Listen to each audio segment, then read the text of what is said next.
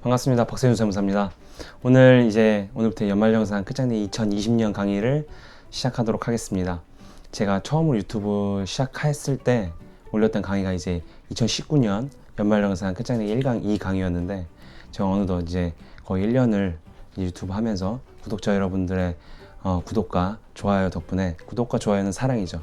어쨌든 감사드리고, 오늘 이 강의는 이제 작년 강의보다 더 이제 추가 설명을 더 많이 할 거예요. 질문을 하시는 게 거의 비슷하기 때문에 이제 비슷한 그 질문을 제가 녹여서 강의를 하도록 하겠습니다. 그래서 오늘부터 이제 작년보다 조금 더 빨리 시작하는 거기 때문에 좀 더 자세하게 할 것들은 하고 넘어갈 거예요. 네, 그걸 잘 따라와 주셨으면 좋겠습니다. 시작하도록 하겠습니다.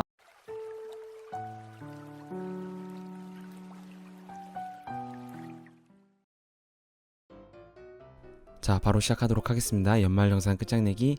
오늘은 연말정산이란 무엇인가에 대한 개념을 정리하도록 하겠습니다. 이제 사람이 이제 일을 하면 이제 세금적인 거에서 이제 신고를 할 수 있는 또 이제 근로자로서의 종류가 네 가지입니다. 먼저 근로소득자가 있고요, 사업소득자가 있어요, 그리고 일용직 근로자, 알바입니다. 그리고 기타 소득자가 있어요. 일을 하면 이 네 가지 중에 한 가지로 반드시 소속이 되게 돼 있어요. 그래서 근로소득자가 이제 연말정산을 하는 것인데, 근로소득 간이세표에 따라서 원천징수를 당하고요.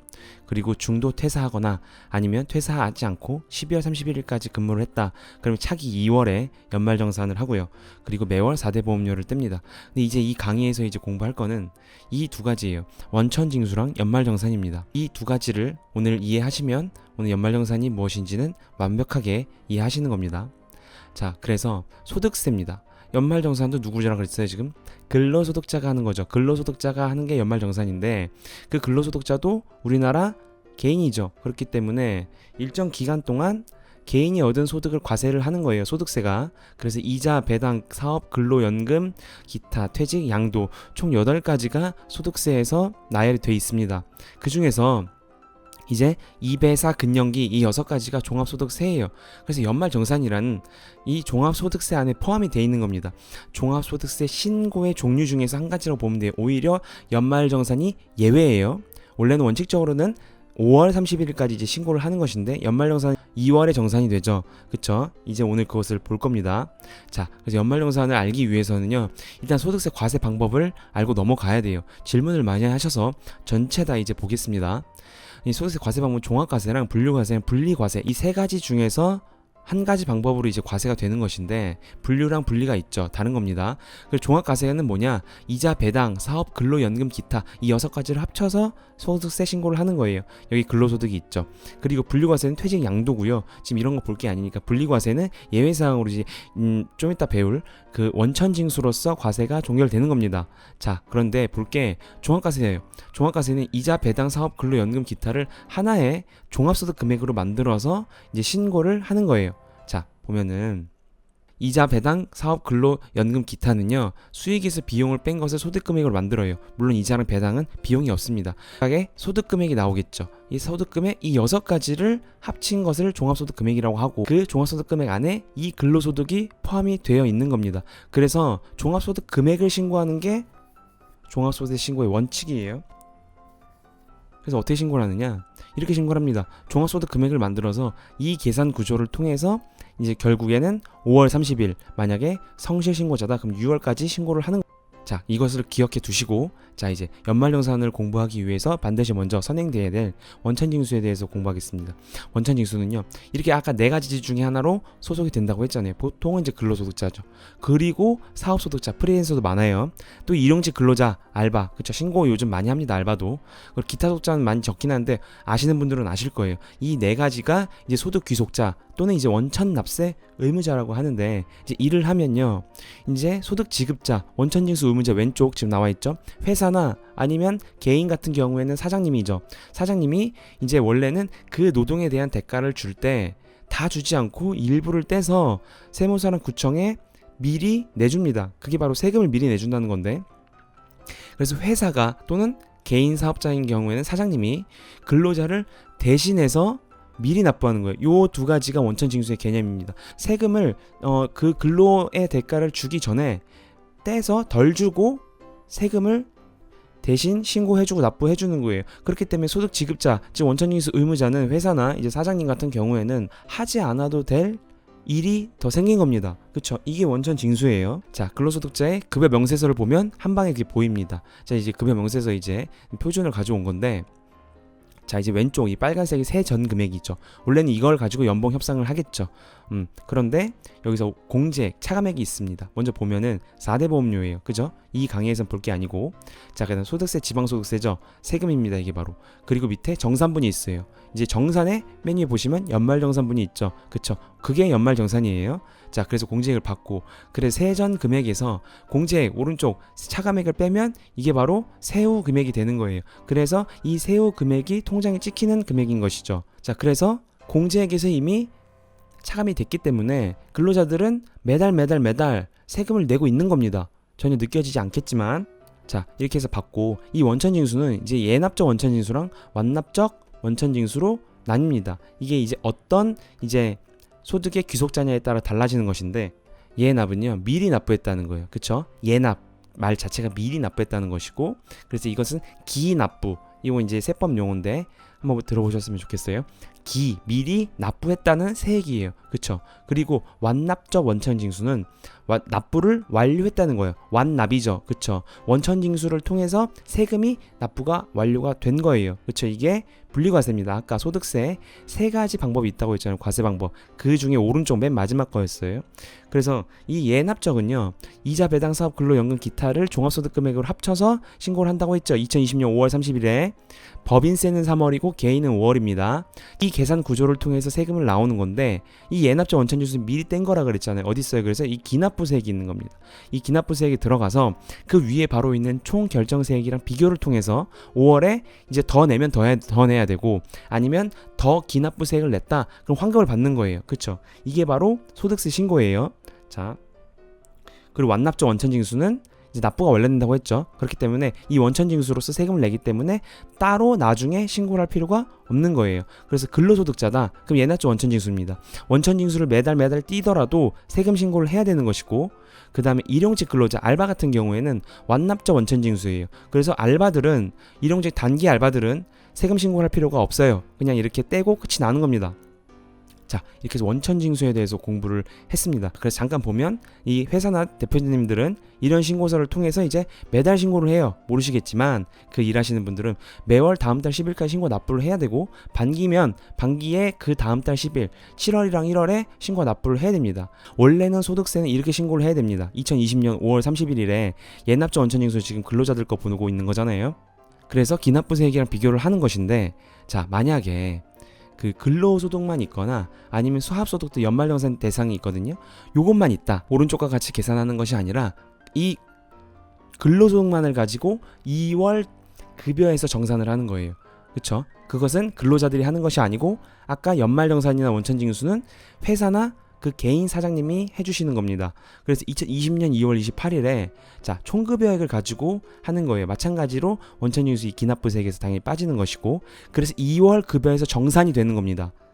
자, 이제 뒤에서 볼 거예요. 총급여액 여기 있죠? 그쵸? 아까는 종합소득 금액이었어요. 근데 총급여액이 근로소득 금액의 수익이에요. 수익에서 근로소득 공제를 뺀 것이 근로소득 금액입니다. 그래서 근로소득 금액을 가지고 계산을 하는 거예요. 자, 이게 바로 연말 정산이에요. 그래서 연말 정산이란, 자, 이제 타임테이블을 가지고 보면 이제 알 수 있는데, 자, 예를 들어서 1월부터 12월까지 원천징수를 계속 당한다고 했잖아요. 근로자들은. 그죠? 매월 5만 원씩 해서 그럼 12개월 60만 원이라고 볼게요. 자, 아까 봤죠? 이게 바로 그 급여 명세서에서 지금 소득세랑 지방소득세는 소득세 10%입니다. 그것을 떼고 세후 금액을 받았어요. 그죠?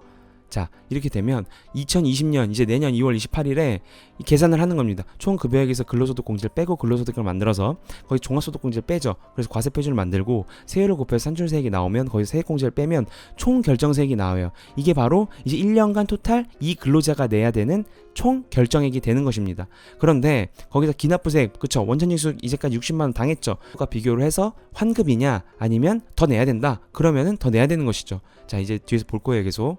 자, 그래서 예를 들어서 보면은, 자, 볼게요. 이것은 이제 근로소 원천징수 영수증이에요. 근로자들이 다 떼달라고 요청하면 다 회사에서 줍니다. 이거 보면은 총 결정액 있죠. 그쵸? 총 결정세액이 결정액이에요. 그리고 기납부세액 있죠. 그쵸? 요것을 비교를 하는 거예요. 그래서 이 사람은 총 결정세액을 보니까 소득세는 39만 1,547원을 냈으면 됐어요. 1년 동안. 그리고 지방소득세는 그거의 10%입니다. 저렇게 내면 됐는데 기납부세 보면은 얼마 더 뗐어요? 87만 9,480원이고 지방소득세는 8,700~900원이 됐어요. 그러니까 원래는 이 사람은 39만원 정도만 냈으면 됐는데 87만원씩이나 더 떼인 거예요. 그쵸? 그렇기 때문에 밑에 보면 마이너스 48만 7,930원 있죠. 요게 환급을 받아야 되는 거예요. 그래서 2월에 이만큼을 더 급여에 얹혀서 주는 겁니다. 그리고 대표님들이나 사장님들이나 회사 같은 경우에는 나중에 그걸 국가로부터 받는 거예요. 자, 그래서 연말정산은 총 결정세액이랑 기납부세액을 비교를 하는 거예요. 그래서 예를 들어 기납부세액이 더 크다. 총 결정세액보다. 그러면 환급이죠. 아까 봤죠, 앞에서. 그래서 이게 바로 13월에 보너스가 되는 것이고, 그래서 바로 외식을 하러 가는 거죠. 이 급여명세서를 볼까요? 자, 이 사람은 세전급여액이 250만 원이에요. 근데 보면은 마이너스 공제 보면은 빨간색 네모 마이너스 29만 5,920원이고 마이너스 2만 9,570원이죠. 마이너스죠. 공제액에서 마이너스면 플러스죠. 그렇기 때문에 29만 5천 원이랑 2만 9천 원을 더 받아서 오히려 이분은 지금 세전 금액이 250만 원인데 세후 금액이 차인지급에 보면 260만 6,440원이죠. 그쵸? 오히려 세전 금액보다 세후 금액이 많아졌어요. 이게 바로 환급입니다. 그런데 만약에 총 결정세액이 기납부세액보다 많아요. 그러면 추징이죠. 그래서 이게 바로 13월에 저주라고 하는 것이고 혼술할 수밖에 없습니다. 왜냐하면 세후 금액이 더 낮아지니까요. 예를 들어서 보면 자, 똑같은 건 아니고 이분은 350만 원이 세전 급여액이에요. 근데 연말정산을 해보니까 오히려 플러스죠. 52,150원이랑 5,280원이에요. 그죠? 공제액에서 플러스면 당연히 빠지는 거죠. 그래서 이분은 저만큼을 더 급여로 못 받고 마는 거예요. 이게 바로 연말정산입니다. 저 연말정산 계산은 개인이 하는 것이 아니고요. 그 대표님 같은 경우에는 대표님과 연계되어 있는 세무사가 해주는 것이고, 큰 이제 회계 같은 경우는 회계팀이 이제 따로 있죠. 그럼 회계팀 직원들이 하는 거예요. 자, 그런데 근로소득 이외에 소득금액이 있을 수 있죠. 이렇게 되면 연말정산으로 가지고는 이제 세금 신고를 할 수가 없습니다. 진짜 합산 신고를 해야 돼요. 연말정산은 근로소득만 아까 말씀드렸잖아요. 근로소득만 있는 사람이 연말정산으로서 끝이 나는 것이요. 이 때문에 세금 신고를 따로 할 필요 없어요. 연말정산 자체가 세금 신고입니다. 그런데 저런 이자 배당 사업 근로 연금 기타 중에서 근로소득 말고 또 소득이 있다. 그러면 합산 신고를 해야 돼요. 자, 어떻게 합산 신고를 하느냐? 총 급여액을 가지고 했잖아요, 연말정산. 그죠? 그런데 이렇게 하는 거죠. 근로소득 금액을 다른 소득 금액이랑 더해야겠죠. 다른 소득 금액은 뭐였어요, 아까? 그쵸? 아까 봤던 이자 배당 사업 연금 기타입니다. 그래서 종합소득 금액을 만들고 쭉 계산을 해서 총 결정세액을 만드는 거예요. 이 사람이 정말로 1년 동안 내야 되는 토탈 세금이 나온 것이죠. 총 결정세액인데 마찬가지로 기납부세액이랑 또 비교를 해야 돼요. 근데 기납부세액은 여기서는 이제 원천징수액뿐만이 아니고 중간예납, 아시는 분들은 아실 거예요. 중간예납이랑 수시부가가 있어요. 그래서 더 이제 떼인 사람들은 그 금액과 비교를 하는 겁니다. 그런데 연말정산 때 세금을 낸 게 있죠. 그러면 저 기납부세액은 어디로 들어가는 것이냐? 연말정산 때 뭐랑 비교했죠? 총 결정세액이랑 기납부세액이랑 비교를 해서 정산을 했잖아요. 그러면 총 결정세액이 됐죠. 왜냐면 총 결정세액이랑 기납부세액이랑 비교를 해서 만약에 기납부세액이 더 많으면 그만큼 돌려받았잖아요. 돌려받았기 때문에 결국 정산돼서 2월에 딱 낸 금액은 총 결정세액인 거예요. 그죠? 그렇기 때문에 2월 당시에 연말정산 했을 때 총 결정세액이 5월에 기납부세액으로 들어가는 거예요. 요건 한번 딱 생각해 보시면 돼요. 숫자 넣어서. 요건 헷갈리시는 분들이 많아서. 그래서 기납부세액이 글로 들어가는 겁니다. 그래서 2020년 5월에 합산 신고를 해야 되는 거예요. 이게 종합소득세 신고의 전체입니다. 자, 그렇기 때문에 연말정산은 뭐다? 종합소득세 합산 신고를 원래는 해야 되는데 근로소득이나 연말정산 사업소득만 있는 사람들은 그 편의를 위해서 2월에 연말정산하고 세금 신고를 하지 않는다. 이게 연말정산이에요. 자, 그래서 연말정산이 뭐냐? 총 결정세액이 나오죠. 이 네모칸 이거랑 기납부세액이랑 비교를 해서, 그죠? 환급을 하느냐 아니면 추가로 더 내느냐, 요게 정산이에요. 연말에 한다 정산을. 그래서 연말정산인 것입니다. 그래서 연말정산을 알려면 결국에는 총급여액이랑 근로소득 공제는 이미 세법상 아예 나와 있어요. 이거는 공부할 필요가 없습니다. 그래서 근로소득금이 나오고 종합소득 공제를 또 알아야 되고 세율도 알아야 되고 세액 공제도 알아야 돼요. 그래야 총 결정세액이 나오는 거예요. 그렇기 때문에 연말정산을 공부한다. 그럼 저 위에를 공부하는 것이고, 제가 이번에는 시간이 조금 여유롭기 때문에 저 하나하나 다 같이 공부를 더 자세하게 할 거예요. 네, 이래서 연말정산이 무엇인가에 대해서 소득세 처음부터 다 봤습니다. 오늘은 여기까지 하고 다음 시간에 뵙도록 하겠습니다. 네, 지금까지 떠먹여준 세법의 떠세 박세준 세무사였습니다. 감사합니다.